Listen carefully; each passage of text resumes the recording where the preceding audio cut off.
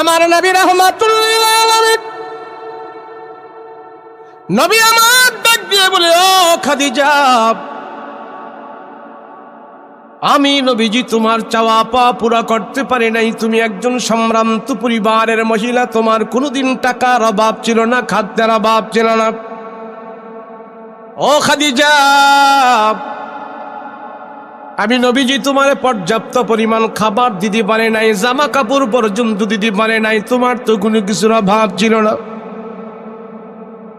আল্লাহর নবী মা খাদিজাকে পরামর্শ দিতেছেন, আমি যতটুকু সাধ্য আছে আমি তোমার জন্য খাবার দাবারের ব্যবস্থা করব, সব কিছু করব।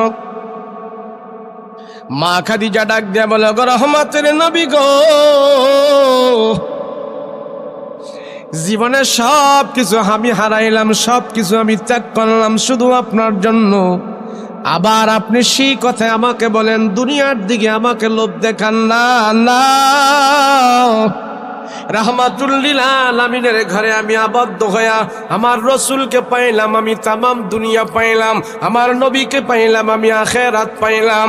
আমি দুনিয়াতে আর কিছু আমার দরকার নাই। ওগো রাহমাতুল লিল আলামিন, ও নবী আমার,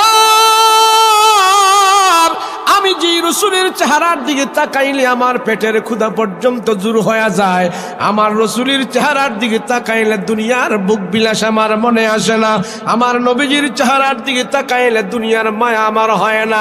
এটাই তো আমার সবচেয়ে বড় চাওয়া পাওয়া, এটাই তো আমার হলো সবচেয়ে বড় সম্পদ। দুনিয়ার টাকা পয়সা আমার সম্পদ, আমার দরকার নাই।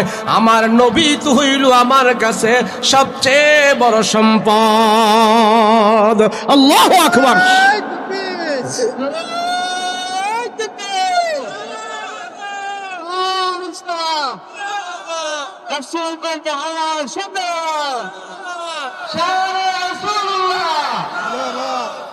আল্লাহর নবীকে আল্লাহ ডাক দিয়া কয়, ইয়া রাহমাতুল লিল আলামিন, ও নবী আমার, ও হাবিব আমার, এই যে মক্কার, ওই যে মদিনার পাশে যে উহুদ পাহাড়টা দেখতেছেন, উহুদ পাহাড়টা এইভাবে 11 কিলোমিটার লম্বা, এইভাবে 4.5 কিলোমিটার উঁচু।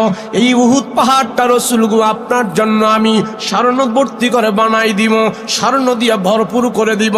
এই পাহাড়ের স্বর্ণ বিক্রি করে করে নবী গো আপনি চলতে পারবেন, দুনিয়ার শান শৌকত আনন্দ ভোগ করতে পারবেন। আমার নবী ডাক দেয়া বলে, ও আল্লাহ, না না না, আমি পাহাড় বিক্রি করে স্বর্ণবর্তী বিক্রি করে দুনিয়ার আনন্দ করতে পারি না।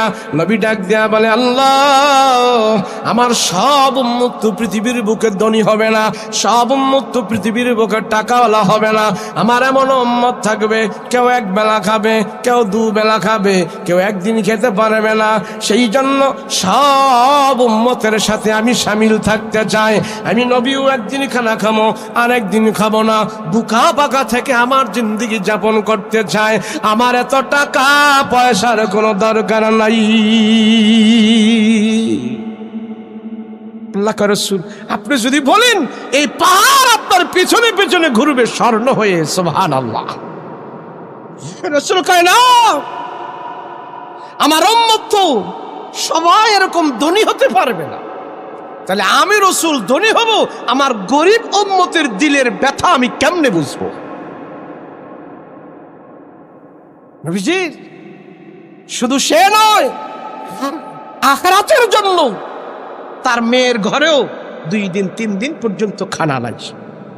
মা ফাতেমা, হাসান আর হুসাইন আসছে, মা আমাদেরকে খাবার দাও, মা আমাদেরকে খাবার দাও।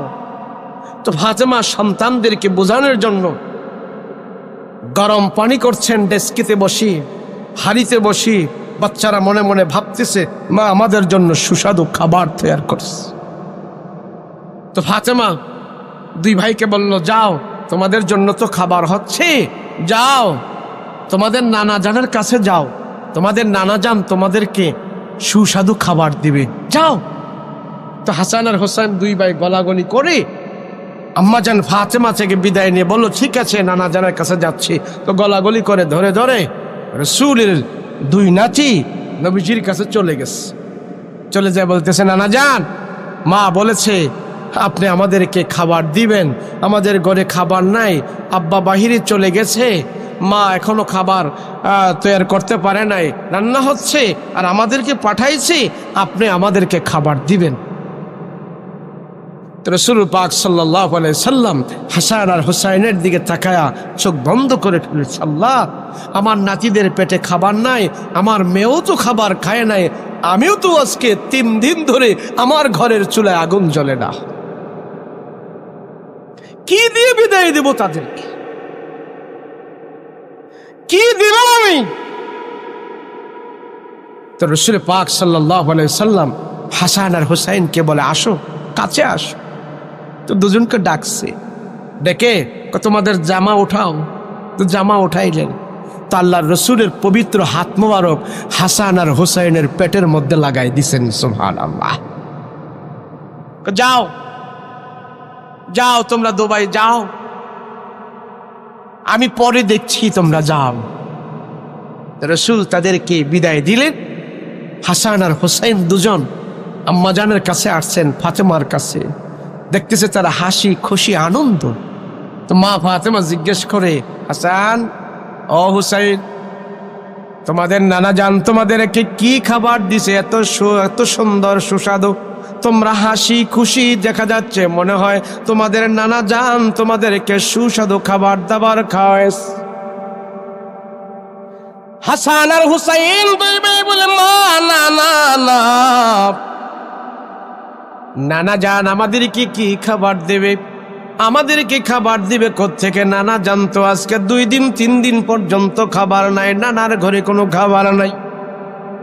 ফাতেমা চিৎকার মেরে বলে, আল্লাহ, যাকে তুমি রহমাতুল লিল আলামিন বলে বানিয়েছো, দুজাহানের সম্রাট বানিয়েছো, দুজাহানের রহমত বলে বানিয়েছো, নবীদের সর্দার যাকে তুমি বানিয়েছো রাহমাতুল লিল আলামিন, ওই নবীর বানায়া তার ঘরে আজকে 3 দিন 4 দিন পর্যন্ত খাবার নাই।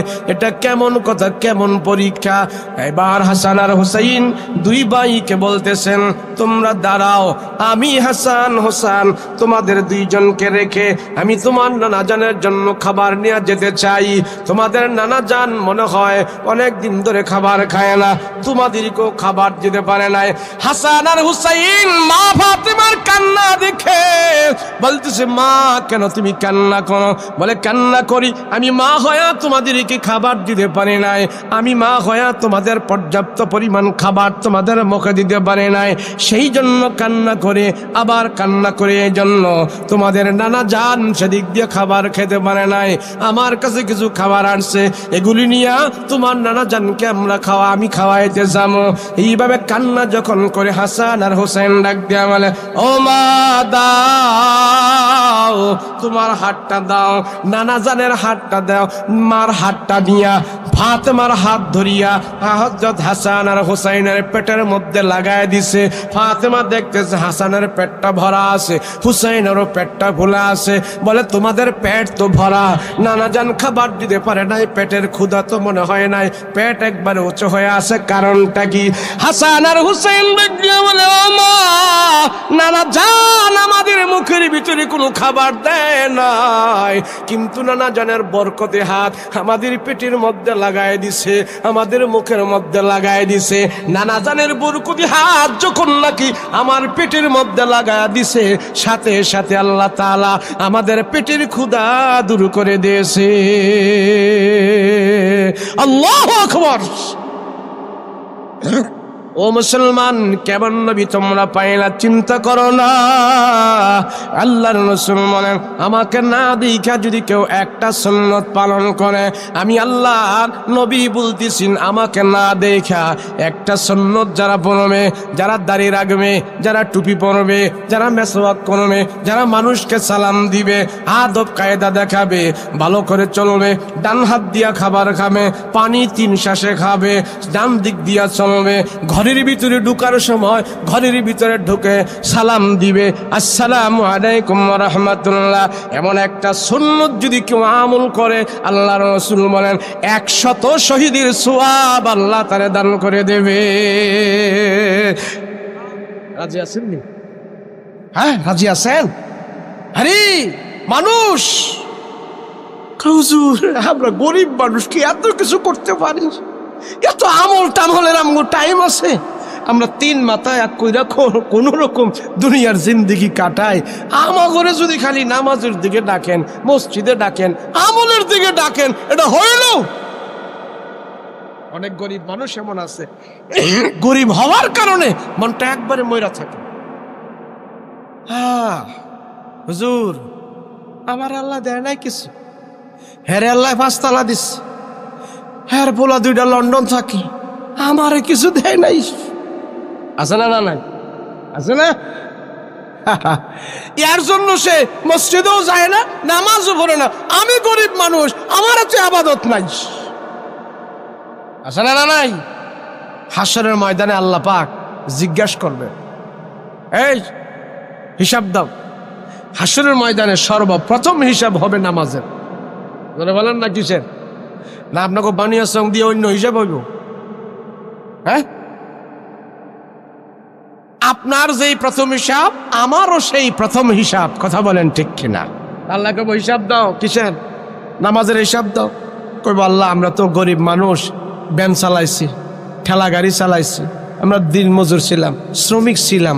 আল্লাহ আমরা এত কিছু, গরিব হওয়ার পরে নুন আনতে পান্তা বুড়াইতো, তো আমরাও কি আল্লাহ নামাজ টামাজ পড়তে পারি নাই? তো আল্লাহ আমরা কি এত পুরা টাইম আছে? আমরা গরিব মানুষ, আমরা আপনারে সাজদা দিতে পারি নাই আল্লাহ। তা আল্লাহ কইব তোমরা গরিব ছিলে এর জন্য পারো নাই? বলে হ্যাঁ। আচ্ছা ঠিক আছে, এমন গরিব কারা কারা বেনামাজি গরিব? সবটি এক সাইডও। সব গরিব বেনামাজি গুলো রে হাসরের ময়দানে আল্লাহ এক সাইড করাবে। কি করাবে? বলেন না কি করাবে? এক সাইড। তো গরিব, নামাজের বেলায় আমরা গরিব, আর ঘরের ভিতরে গেলে দেখা যায় 32 ইঞ্চি টেলিভিশন আছে। না না, নামাজের বেলা আল্লাহকে সেজদা দেওয়ার বেলায় গরিব, কিন্তু মার্কেট করে বেলা বোঝা যায় উনি গরিব না ধনী। কথা বলেন ঠিক কিনা? মোবাইল চালায় এরম বড় বড় মোবাইল, কিন্তু নামাজের বেলায় গরিব। আছে না? না। তো হাসরের ময়দানে আল্লাহ বলবে এমন বেনামাজি গরিব কারা কারা? সব এক সাইড। তো সবগুলোর এক সাইড করাই তোমরা? বলে হ্যাঁ আল্লাহ আমরা। আচ্ছা ঠিক আছে, তো নবীদের ভিতর থেকে একজন নবীর আল্লাহ পাক ডাক দিব। সে নবীর নাম হলেন ঈসা পয়গম্বর। নাম কি? পৃথিবীর বুকে যত নবী আল্লাহ পাঠিয়েছেন, ঈসা নবী ছিলেন সম্পদের দিক দিয়ে একদম দুর্বল। কারণ ঈসা নবীর বাবা ছিল না, বাবা না থাকার কারণে উনি ওয়ারেস পায় নাই। আবার নবীদের রুলে আছে, নিজেরা কাম কইরা নবীরা অট্টালিকা, বিল্ডিং, প্রাসাদ দুনিয়াতে বানাইতে পারবে না। তো নিজেও করে নাই, বাবার থেকেও পায় নাই। ঈসা নবী তো এমনি গরিব। তো আল্লাহ ডাক দিবেন, পয়গম্বর ঈসা আসো। তো ঈসাকে হাজির করবেন সবার সামনে। ও ঈসা, এই বান্দাগুলো বলতেছে এরা নাকি দুনিয়াতে গরিব ছিল, এরা আমারে সেজদা দিতে পারে নাই, এরা আমারে আত্মসমর্পণ করে নাই। ফজর জোহর কাজা হয়েছে, ফজরে ছিল লেপের নিচে, জোহরে ছিল খেত কামারে, আসরে ছিল শ্বাসটলে, মাগরিবি ছিল শ্বাসটলে, এশা তারা ঘুমায় গেছে, আমারে তারা সম্মান করে নাই, সেজদা দেয় নাই, এরা নাকি গরিব ছিল। এই তোমার দুনিয়াতে কি কি সম্পদ ছিল একটু হাসরবাসী বেনামাজি করে সব একটু জানাইয়া দাও, আজকে তোমার সম্পদের বর্ণনা নেওয়া হবে। তা আল্লাহ যখন বলবে বলো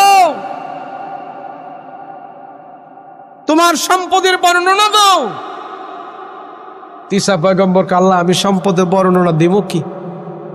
আমার তো অট্টালিকা, বিল্ডিং, বাড়ি গাড়ি কিছুই ছিল না। তা আল্লাহ বলছেন ছিলটা কি সেটাই বলো। ঈসা পয়গম্বর বলবে আল্লাহ আমার 2টা চাদর ছিল, একটা চাদর আমি গায়ে দিয়ে জড়ায় রাখতাম, আর একটা চাদর আমি পরতাম, রাত হলে একটা বিছাইতাম, দিন হইলে আর একটা গায়ে দিতাম।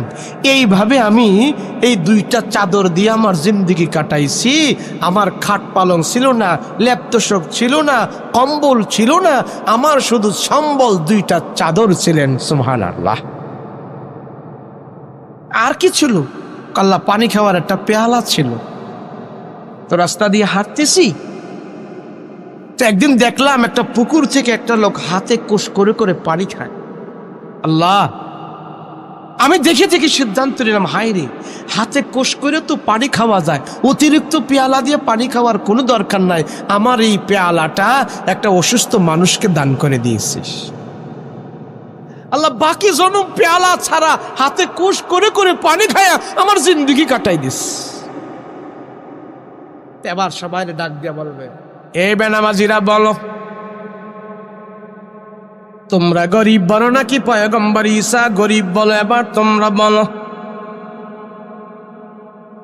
হাসুরের ময়দানে সব গরিব বেনামাজিরা বলবে, আল্লাহ আমরা গরিব না, আমরা বড় না, আমরা বড় গরিব না, আমরা গরিব বড় না। তোমার পয়গম্বর তুই ঈসা গরিব বড়। আল্লাহ কয়, এত গরিব হওয়ার পরেও সে আমার হুকুম থেকে চুল পরিমাণ সরে যায় নাই, তোমরা কেন আমাকে সাজদা দাও নাই? এ গরিব বেনামাজিরা, আজকে তোমাদের কোনো কথা শোনা হবে না। আল্লাহ পাক জাহান্নামের ফেরেশতাদেরকে ডাক দিয়া বলবে, আয় আয়, এ সমস্ত বেনামাজি বান্দাদেরকে নিয়া জাহান্নামের ভিতরে ভরে হলে নিয়া। এজন্য সমাজের ভিতরে সবচেয়ে বড় আমল হইল, আমার সমাজে যে বেনামাজি আছে তার হাতে পায়ে ধরে তারে নিয়ে মসজিদে সাজদা দেওয়া, এটা হইল সবচেয়ে বড় আমল। কথা বলেন ঠিক কিনা?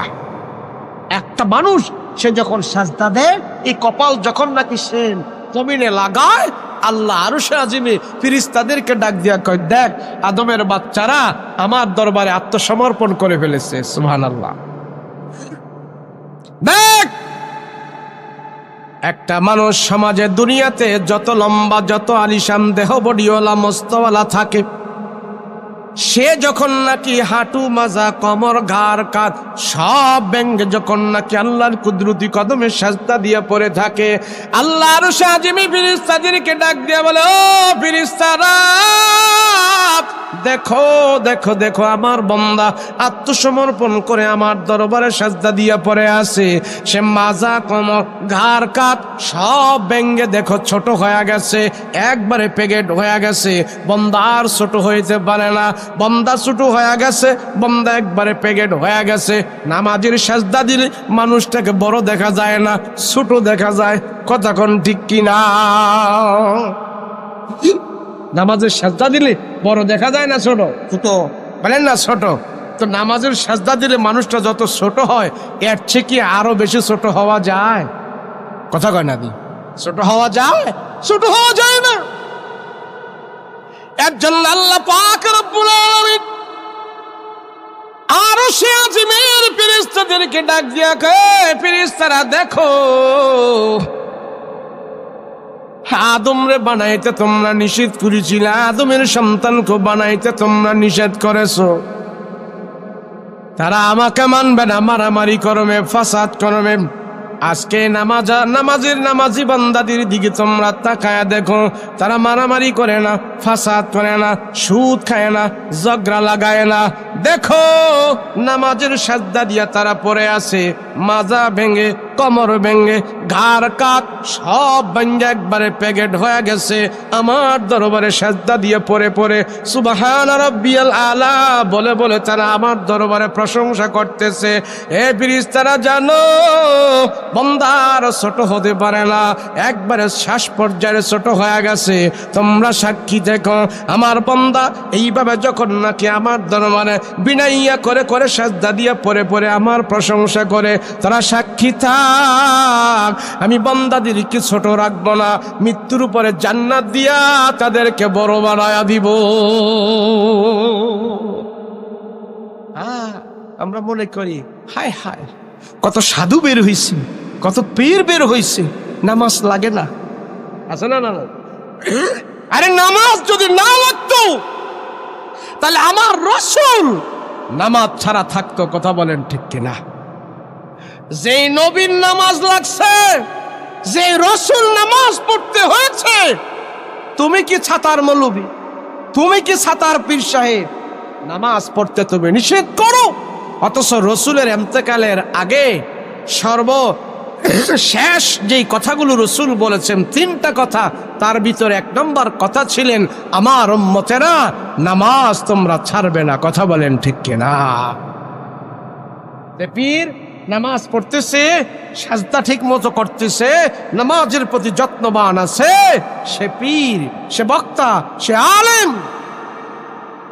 নামাজ নাই, তার আমল নাই, সে কি পীর নাই, তার আল্লাহর সাথে সম্পর্ক নাই। আল্লাহ আমাদের সবাইকে 5 ওয়াক্ত নামাজ, আমার ছেলে যদি না পড়ে, আমার মেয়ে যদি না পড়ে, এগরে দাওয়াত দিয়ে পড়ানোর দায়িত্ব আপনার। কথা বলেন ঠিক কিনা? তবলিগ তো হইল আমার ঘরে, তবলিগ তো হইল আমার মহল্লা, তবলিগ তো হইল আমার আশেপাশের, আমার রিলেটিভ যারা আছে তাদের কাছে। আমার ছেলে নামাজ পড়ে না, নির্ঘাত সে আল্লাহর নাফরমানি করছে। আমার মেয়ে নামাজ পড়ে না, নির্ঘাত সে আল্লাহর নাফরমানি করছে। আমার কামাই, আমার রক্ত মাখা ঘাম পরিশ্রমের টাকা আল্লাহর নাফরমানেরা আমার ঘরে খাবে, এটা আমি ইমানদার সহ্য করতে পারবো না। কথা বলেন ঠিক কিনা? সেজন্য আমার ছেলে, তাকে দ্বীনের পথে আনার জন্য যদি তার পায়ে ধরা লাগে, আমি বাপ হয়ে তার পায়ে ধরবো। আমার ছেলে বেলাইনে চলে গেছে, লাইনে আনার জন্য, দ্বীনের পথে আনার জন্য সন্তানের হাতে পায়ে ধরবো। কথা বলেন ঠিক কিনা? সেজন্য আল্লাহর হস্তে আমরা যারা বেনামাজি, ধর্মকর্ম কম বুঝি, ইমান আমল কম বুঝি, অত বেশি বুঝার দরকার নাই। মৌলিক আমলগুলো আমরা করবো। রাজি আছি ইনশাআল্লাহ? মৌলিক আমলের ভিতরে দাওয়াত দেওয়া, কোরআন তেলাওয়াত করা, আর দিলকে পরিষ্কার রাখা। দিল পরিষ্কার, সোজা। আল্লাহর নাফরমানি থেকে আমি দূরে থাকবো, আমার দিল সোজা। হারাম থেকে যখন আমি দূরে থাকবো, আমার দিল সোজা। হারামের দিকে যখন আমার দিল যাচ্ছে না, বুঝতে হবে আমার ঈমান বাড়তেছে। একটা হারাম কাজ আমার সামনে আসলো, আমার দিল যায় না, তখন বুঝতে হবে আমার ঈমান বাড়তেছে, আল্লাহর রহমত আমার উপরে আল্লাহ অবধারিত করতেছে। আর যখন নাকি আমার দিল গানের দিকে যায়, আমার দিল হারামের দিকে চলে যায়, আমার দিল নাপাকের দিকে চলে যায়, আমার দিল বেনামাজি হয়ে থাকতে মনে চায়, আমার দিল নাফরমান হয়ে থাকতে মনে চায়, তো বুঝতে হবে আল্লাহর রহমত আমার থেকে আস্তে আস্তে করে উঠে যাচ্ছে। কথা বলেন ঠিক কিনা? আল্লাহ আমাদের সবাইকে কবুল করেন, বলেন আল্লাহুম্মা আমিন। এই 2 দিন ব্যাপী মাহফিলের আজ প্রথম রজনী, আগামীকালকে এখানে মাহফিল হবে। আল্লাহ এই 2 দিন ব্যাপী মাহফিলের আয়োজন যারা করেছেন, প্রত্যেকের জানে, মালে, সময় দিয়ে, শ্রম দিয়ে, বুদ্ধি দিয়ে, পরামর্শ দিয়ে, যে যেইভাবে সহযোগিতা করেছে, প্রত্যেকের সহযোগিতা যেন আল্লাহ নাজাতের উসিলা বানায় দেয়। সকলে বলেন আল্লাহুম্মা আমিন। আমরা দোয়া করব, কি বলেন? সবার জন্য দোয়া করব, দেশের জন্য দোয়া করব, দশের জন্য দোয়া করব, আমাদের আব্বা আম্মার জন্য দোয়া করব।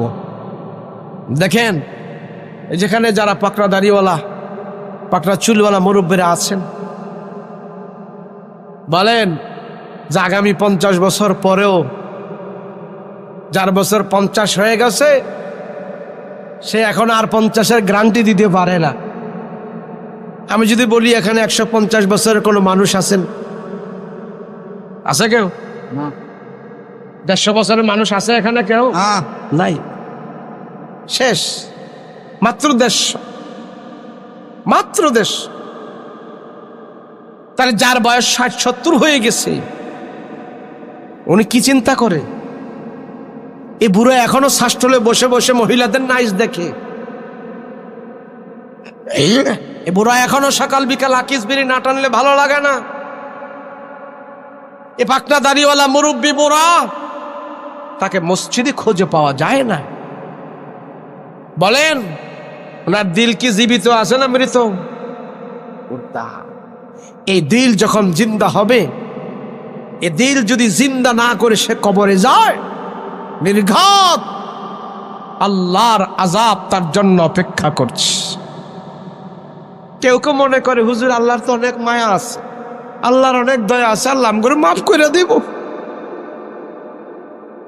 শেষ একটা আমলের কথা বলে যায়, দুনিয়াতে আমি চেয়ারম্যান হব, মেম্বার হব, শিল্পপতি হব, পয়সাওয়ালা হব, ইরান যাব, লন্ডন যাব, যত কিছু দুনিয়ার ভোগবিলাস বস্তু আছে, এগুলি সব হইল আমার তকদিরের সাথে সম্পর্ক। কিসের সাথে জোরে বলেন? আমার ভাগ্যে যদি থাকে তাহলে আমি বকলম মার্কা মানুষও আমি কোটিপতি শিল্পপতি হতে পারবো। আমার তকদিরে যদি থাকে তাহলে এই থানার এমপি হওয়াও সম্ভব। কথা বলেন ঠিক কিনা? আর ভাগ্যে যদি না থাকে এমপি হওয়ার পরেও বেইজ্জতি হইয়া দেশ ছাড়া লাগবো। কথা বলেন ঠিক কিনা? দুনিয়াটা হইল তকদিরের খেলা, দুনিয়াটা হইল ভাগ্যের খেলা, আখিরাত তকদিরের খেলা নয়। মৃত্যুর পরে ভাগ্যের খেলা নয়, মৃত্যুর পরে হলো আমলের খেলা, ইমানের খেলা। কথা বলেন ঠিক কিনা? আপনি কোরআন হাদিসে এমন কোথাও পাইবেন না যে আল্লাহ আপনারে বইলা দিছে আমল টামল কিছু করা লাগবো না, ইমানদার হওয়া লাগবো না, কালেমা পড়া লাগবো না, আমি আল্লাহ দয়া করে তখন ব্যস্ত দিয়া দিব। এমন কথা আল্লাহ কোথাও বলে নাই। আল্লাহ বলছে তোমরা ইমানদার হওয়ার পরে এরপরে আমার দয়া নিয়ে ব্যস্ত যাবে। কোন কাফেরের জন্য আল্লাহ জান্নাত বানায় নাই, আল্লাহ কোরআনে ঘোষণা। কোন মুশরিক জান্নাতে যেতে পারবে না, আল্লাহ কোরআনে ঘোষণা। কিন্তু জান্নাতে যেতে হলে দুইটা গুণ অবশ্যই লাগবে, দুইটা জিনিস আপনার ভিতরে থাকতেই হবে। এটা আল্লাহ কোরআনে ঘোষণা করছেন, ইন্নাল্লাযীনা আমানু ওয়া আমিলুস সালিহাত লাহুম জান্নাতুন তাজরি মিন তাহতিহাল আনহার। ইন্নাল্লাযীনা, নিশ্চয় যাহারা, আমানু ঈমান এনেছে, ওয়া আমিলুস সালিহাত নেক আমল করেছে। এটা কার কথা? আল্লাহর কথা। যাদের ভিতরে ঈমান আছে এবং নেক আমল আছে, আল্লাহ পরে বলেন লাহুম জান্নাতুন তাজরি মিন তাহতিহাল আনহার, লাহুম জান্নাত, তাহাদের জন্যই জান্নাত। এটা কোনো তাফসীর না, এটা কোনো ব্যাখ্যা না, এটা আয়াত, এটা অর্থ। তাহলে জান্নাতে যাওয়ার জন্য শর্ত হইল ঈমান এবং নেক আমল। এই দুই আমল ছাড়া জান্নাতে যেতে পারবে। যেমন দেখেন না, হিন্দুরা বলে আমরা মরলে স্বর্গে যাব, কাফেররা বলে আমরা মরলে বেহেশতে যাব। আর আমরা মুসলমানেরা বলি কি জানেন? আমাদেরকে ছাড়া, ইমানদারদেরকে ছাড়া আল্লাহ কাউকে জান্নাতে দিবে না। এটা আমাদের কথা নয়, কোরআনের কথা। কোন কাফের, কোন হিন্দু, কোন বৌদ্ধ, কোন খ্রিস্টান, কোন ইহুদি, কোন নাসারা জান্নাতের দাবি করতে পারবে না। এটা আল্লাহ কোরআনের ঘোষণা। কথা বলেন ঠিক কিনা? তাহলে আমরা কেন পারি? আল্লাহ বলছেন ইন্নাল্লাযীনা আমানু ওয়া আমিলুস সালিহাত। আল্লাহ বলছেন যার ভিতরে ঈমান এবং নেক আমল, এই দুই জিনিস আছে, এই দুই জিনিসের বিনিময় সে জান্নাতের মালিক হবে। বলেন এই দুই জিনিস আমাদের ভিতরে আছে না নাই? বলেন না আছে না নাই? এক হইল ঈমান, এক আল্লাহ বিশ্বাস করেছি, আমানতু বিল্লাহ ওয়া মালাইকাতিহি ওয়া কুতুবিহি ওয়া রাসূলিহি ওয়াল ইয়াউমিল আখির ওয়াল কদরি খাইরিহি ওয়া শাররিহি মিনাল্লাহি তাআলা ওয়াল বাসি বাদাল মাউত। এখানে 7টা বিষয়ের কথা বলা হয়েছে। এই 7টা বিষয়ে যদি আপনার সন্দেহ থাকে, বেঈমান হয়ে কবরে যাবে। আর এই 7টা বিশ্বাসের, 7টা জিনিসের, 7টা বিষয়ের প্রতি বিশ্বাস এবং দিলে মুখে স্বীকার করার নাম হইল ঈমান। আর বাস্তবে আমল করার নাম হইল আমল। তাহলে ঈমান আর নেক আমল যার ভিতরে আছে সেই জান্নাতের ভিতরে যাবে। কথা পরিষ্কার? কথা বলেন ঠিক কিনা? আল্লাহ আমাদেরকে আমল করার তৌফিক দান করেন। সকলে বলেন আল্লাহুম্মা আমিন। আপনাদের এলাকার মানুষ অনেক দেশ বিদেশে আছে, প্রবাস জীবনে আছে। আল্লাহ যেন তাদের প্রবাস জীবন সুখময় করে দেয়, বিপদ আপদ থেকে আল্লাহ তাদেরকে হেফাজত করে। এবং দেশে যারা আছে কাজ কারবার করে, রুজি রোজগার করে, সকলকে যেন আল্লাহ পাক নিরাপত্তা দান করে জানে মালে। এবং যারা কবরে বাসী হয়ে কবরস্থানে শুয়ে আছে, সবাইকে যেন আল্লাহ পাক আজকের মাহফিলের কারণে নাজাতের উসিলা করে দেয়। সকলে বলেন আল্লাহুম্মা আমিন। আমরা এখন সবার জন্য দোয়া করব। কি বলেন? সবার জন্য দোয়া করব। সবাই ইস্তিগফার বলে আস্তাগফিরুল্লাহাল্লাযী লা ইলাহা ইল্লা হুয়াল হাইয়ুল কাইয়্যুম ওয়া আতুবু ইলাইহি লা হাওলা ওয়া লা কুওয়াতা ইল্লা বিল্লাহিল আলিয়্যিল আযীম। اللهم صل على سيدنا نبينا شفيعنا حبيبنا مولانا محمد صلى الله تعالى عليه وعلى آله وصحابه أجمعين اللهم آمين ربنا ظلمنا أنفسنا وإن لم تغفر لنا وترحمنا لنكونن من الخاسرين رب ارحمهما كما ربياني صغيرا رب ارحمهما كما ربياني صغيرا রব্বুল আলামিন ও পরওয়ারদিগারে আলম আল্লাহ, তুমি তাকা দেখো ডানে বামে কত পাকনা দাড়িওয়ালা পাকনা চুলওয়ালা তোমার বান্দারা তোমার দরবারে হাত উঠাইছে। সম্মুখ পানে আমার মুরব্বী বাবারা আছে, জানি না কোন উদ্দেশ্যে তোমার দরবারে হাত উঠায় রাখছে। প্রত্যেকের মনের নেক মাকসাদ তুমি পুরা করে দাও। আল্লাহ, রাত্র যত গভীর হয় দুনিয়ার মানুষেরা ঘুমায় যায়, পশু পাখি ঘুমায় যায়। রাত্র যত গভীর হয় দুনিয়ার মানুষের দরজা জানালা বাসা বাড়ি সব বন্ধ হয়ে যায়, কিন্তু তোমার রহমতের দরজা বন্ধ হয় না, তোমার ক্ষমার দরজা বন্ধ হয় না রে আল্লাহ। তুমি যদি আমাদেরকে ক্ষমা না করো, কে আমাদের ক্ষমা করবে? আল্লাহ, এই 2 দিন ব্যাপী মাহফিলের আজ প্রথম রজনী, তোমার বান্দারা টাকা দিয়ে, শ্রম দিয়ে, বুদ্ধি দিয়ে, পরামর্শ দিয়ে যে যেইভাবে আল্লাহ এই বাগানটা সাজিয়েছে, প্রত্যেকের মেহনত শ্রম জান মাল তুমি কবুল ও মঞ্জুর করে নাও। মালিক তাকায় দেখো,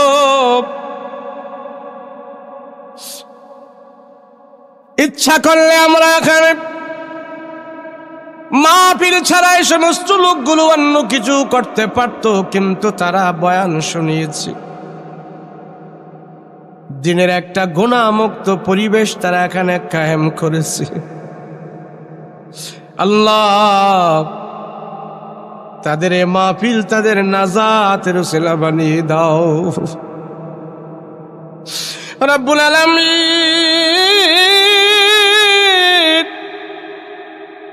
গুনার দিকে তাকাইলে তোমার দরবারে হাত উঠাইতে লজ্জা হয়। আয় আল্লাহ, আমরা যত বড় গুনাহ করি, আমাদের গুনাহ বড় না গো আল্লাহ, তোমার রহমত বড়। আমাদের গুনাহ বড় না, তোমার ক্ষমা বড়, তোমার দয়া বড় গো আল্লাহ। আমাদের জিন্দিগির সব গুনাহ খাতা মাফ করে দাও। আয় আল্লাহ, অত্র এলাকার ভিতরে কত মানুষ কত সমস্যা আছে, আল্লাহ সমস্যা দূর করার আর সমাধান করার একমাত্র তোমার হাতে। মালিক গো, তুমি যদি ক্ষমা না করো, তুমি যদি সমস্যা দূর না করো, কে দূর করবে? আল্লাহ, এলাকাতে যত মানুষ দেশের বাহিরে আছে, বিদেশে প্রবাস জীবনে আছে, ছেলে মেয়ে বিবি বাল বাচ্চা সবাইকে রেখে অর্থ কামাই করার জন্য তারা দেশের বাহিরে চলে গেছে। ওরে মালিক, ইচ্ছা করলেও বিদেশ থেকে তারা ছেলে সন্তান থেকে দেখার জন্য আসতে পারে না। আল্লাহ যত বিপদ আপদ আছে সমস্ত বিপদ আপদ থেকে প্রবাসীদেরকে তুমি রক্ষা করো, তাদের কামাই রুজিতে বরকত দিও আল্লাহ, স্বাস্থ্যের সুস্থতা দান কইরো, আবার সুস্থ শরীরে ছেলে সন্তান মা বাবার কাছে তাদেরকে ফেরায়া দিও। আয় আল্লাহ, গভীর রাত, এত রাত্রে কোনো মানুষ জাগ্রত থাকে না, বাসা বাড়ি গেট দরজা সব লক হয়ে গেছে, বন্ধ হয়ে গেছে, পশু পাখিগুলো যার যার বাসায় চলে গেছে, সাপ বিচ্ছুগুলো গর্তের ভিতরে চলে গেছে। কিন্তু মালিক রে, আমরা গুনাহগারেরা এখনো বাড়িতে যাই নাই, বাসায় যাই নাই। দুইটা হাত উঠায়া কাঙ্গাল এতিম মিসকিনের মতন তোমার দরবারে তাকায়া আছি। তুমি যদি আমাদেরকে গুনাহমুক্ত করে বাড়িতে ফেরাও, তাইলে আমরা ধন্য হব, আমরা খুশি হব।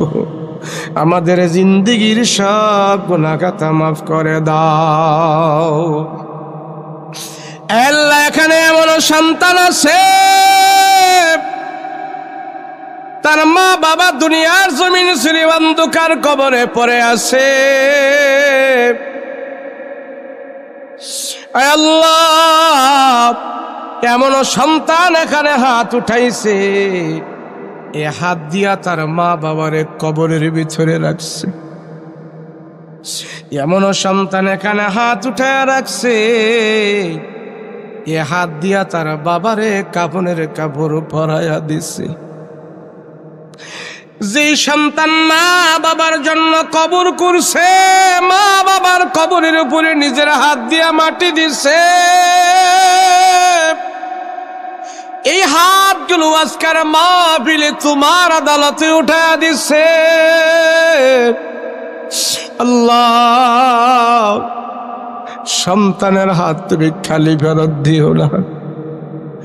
যে সন্তান মা হারায়া বাবা হারায়া চোখের পানি ছেড়ে ছেড়ে কান্না করে, আল্লাহ, সন্তানের চোখের পানি মা বাবার কবরের আগুন তুমি নিভায়া দাও।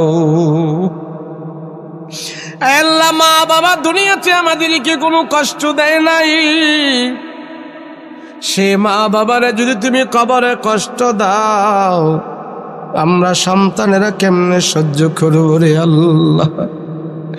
আল্লাহ, মা বাবার কবরের ভিতরে তুমি জান্নাতের বিছানা বিছায়া দাও, মা বাবার কবরের ভিতরে তুমি জান্নাতের বাতি জ্বালায়া দাও, মা বাবার কবরের ভিতরে তুমি জান্নাতের হাওয়া চালু করে দাও। আল্লাহ, পিতা মাতার কবরে আযাব দিও না, দাদা দাদির কবরে আযাব দিও না, মরিয়া গিয়াছি যাদের মা বাপ, আল্লাহ তুমি করে দিও তাদের গুনাহ খাতা মাফ। ওরে মালিক,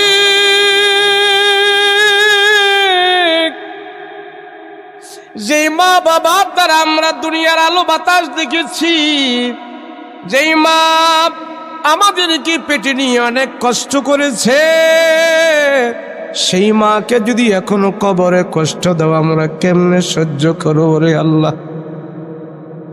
পিতা মাতার কষ্ট আমরা সহ্য করতে পারবো না। আল্লাহ, ঈদের দিন আসলে বাবা আমাদেরকে নতুন জামা পরায় আনন্দ করাইতো, আর বাবার গায়ে মাঝে মাঝে পুরান জামা দেখা যাইত। আল্লাহ, সেই বাবারে আমরা নতুন জামা পরাইতে পারি নাই, মৃত্যুর পরে কাফনের জামা পরাই আমরা বিদায় করে দিছি। আল্লাহ, ছোটকালে বাবায় কাঁদে করে করে নিয়ে আমাদেরকে ঘোরাঘুরি করছে, কত আনন্দ করছে। আর মৃত্যুর পরে সেই বাবারে আমরা কাঁধে করে করে নিয়ে কবরের ভিতরে রেখে দিয়ে আসছি। ওরে মাটি, বাবা মার চেহারার দিকে তাকাইলে জীবনের গুনাহ মাফ হয়ে যায়। বাবা মার চেহারার দিকে তাকাইলে হজের সওয়াব পাওয়া যায়। এখন বাবা মা কবরে, কার চেহারার দিকে আমরা তাকাবো রে আল্লাহ? আল্লাহ, বাবা মা আমাদের জন্য বিশাল বড় সম্পদ। আল্লাহ, সেই সম্পদের সাথে তুমি আমাদেরকে জান্নাতের মেহমান বানায়া দিও। আল্লাহ, দুশ্মনের দুশ্মনী থেকে আমাদেরকে হেফাজত করিও, জালেমের জুলুম থেকে আমাদেরকে হেফাজত করিও, অন্যায় অপরাধ থেকে আমাদেরকে হেফাজত করিও, আসমানি জিসমানি গজব থেকে আমাদেরকে হেফাজত করো, চোর ডাকাত থেকে আমাদেরকে হেফাজত করো, ছিনতাইকারী দর্শন থেকে আমাদেরকে হেফাজত করো। আমাদের এই বাংলাদেশের প্রতি তুমি রহমত বরকত দান করো। আল্লাহ,